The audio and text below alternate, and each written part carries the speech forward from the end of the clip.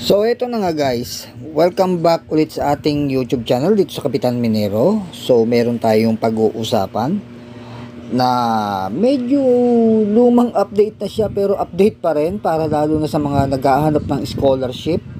So ang Heroes of Mabia ay meron siyang ino-offer din siyang they call this scholarship, para siyang si Axie Infinity. So magkakaroon siya ng picture na ganyan, pero ang kagandahan lang nito guys, yung may mga landowners dun, yun ang mga magpapa-scholarship sa atin, okay? So kung gusto mo tong video na to guys, unahin muna natin ng like, share, subscribe sa aking YouTube channel and hit the notification bell para lagi tayong updated.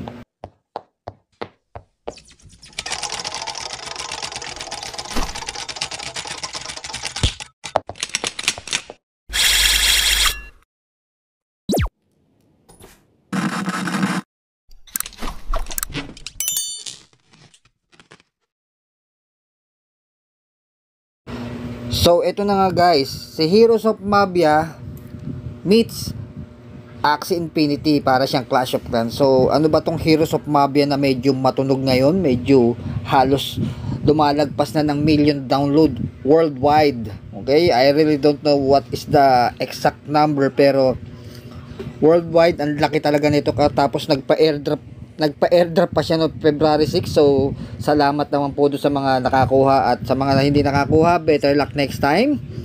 So this project takes the best element of Axie Infinity and Clash of Clans and merge them into one game. So yun na nga, Heroes of Mabia ay parang para siyang Axie Infinity na Clash of Clans na nag-merge.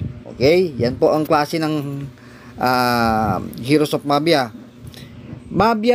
Heroes of Mabia, AAA MMO strategy that games allowing players to buy lands, build a base and battle other players for ruby. So yun nga, maglalabanan kayo. Yan ang parang cryptocurrency ng Heroes of Mabia, ang ruby, na pwedeng gamitin pang upgrade.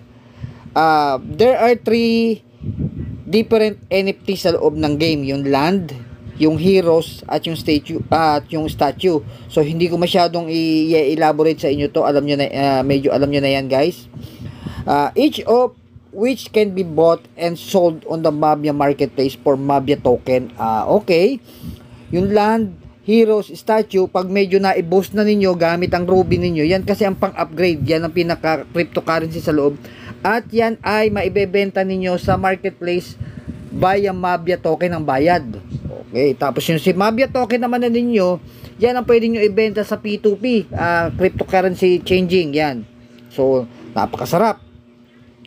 Ruby is the main play to earn currency in the game, and it is earned by winning battles against other. Yun ngayon, lalaban kayo sa iba-ibang base. So kung ikaw ay HQ1, so palakas ka kasi may mga babakbak sa inyong ibang mga base na mas mataas. The Mabia marketplace also allows player to rent out their bases, heroes and statues for passive income to players who are not able to purchase the NFT outright. So kung hindi ka makabili nga ng ganyan, pwede ipa-rent out yan. Okay, pwedeng ipa-rent out na may may-ari yan.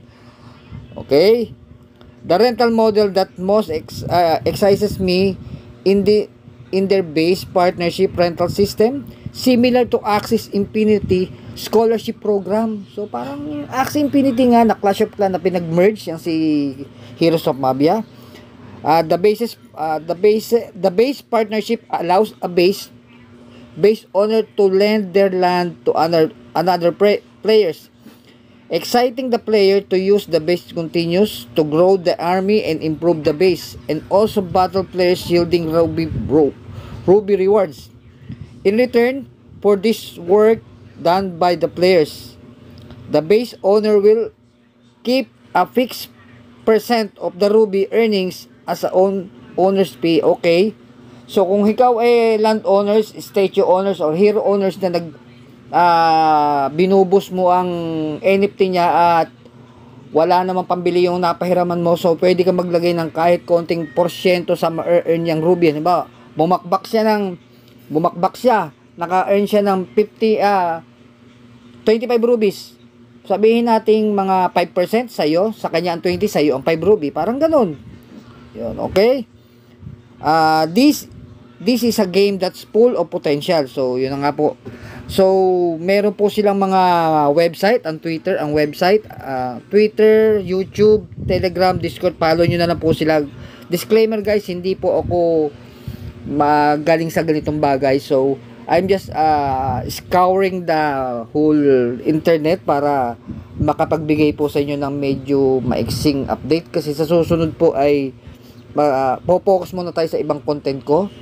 So, habang nag-aantay tayo na medyo magagandang update dito kay Heroes of Mafia.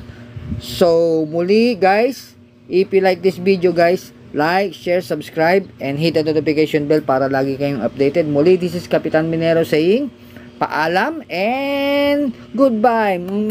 Bye-bye.